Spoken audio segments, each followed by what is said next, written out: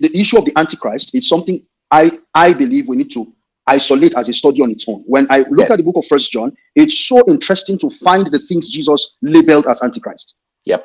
It's so interesting that in fact the believer has to sit down and look at his life to even ask himself some questions like, am I really sure that I'm not projecting some of the things that Jesus said? Because the issue of love came to bear, the issue of showing love to your brethren came to bear, the issue of watching the back of your brother came to bear. So many principles there that Jesus was itemizing in the book of that First John. In fact, a friend of mine, Pastor Tayo Adari, that's Pastor Move, did a very clinical job on that particular book of First John, right? So it's important that we, like you said, that tomorrow we are going to be isolating these matters because we are doing a general discourse today, and then we begin to isolate these matters, and then I think we should end it up on that note of the issue of who is this Antichrist, because there's been a lot of charade, a lot of beautification, and a lot of sensationalism around these matters, such that when the believer hears the issue of Antichrist, their heart begins to beat, the heartbeat begins to run very fast. And these things are clearly stated out in scripture. The good thing about the Antichrist matter is they are clearly stated. They are not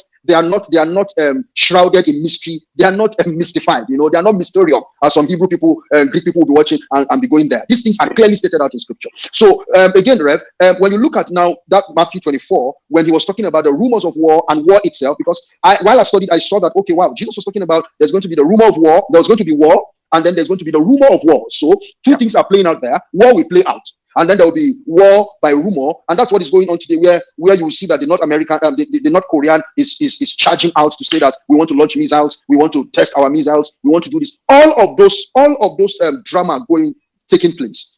And then he talked about the pestilence, nations shall rise against nations and kingdom against kingdom. When he was talking about nations against nations and kingdom against kingdom, and there shall be famines, pestilences, earthquake in diverse places and all of that. What are the clues? Because you already said to us that these things happen in the days of Jesus, and they are also playing out again now. Again, let us remember that while Reverend was speaking, even though Jesus gave the clues, the conclusion is that nobody still knows the time. So why are these clues important? If nobody knows the time, and then you gave us clues, and then in the midst of giving us these clues, you came back again, at least twice you said, nobody knows the time. And you're telling us that these signs will be there. And then number two is, these things that are going on, the second question is that all of these things that are going on, again, if you come to 18, you come to about, I think, 13, Jesus now began to talk about the shortening of the event. Does that mean that the believer is going to be in the midst of all these troubles and Jesus is going to shorten the event for the sake of the elect? What are these things pointing at?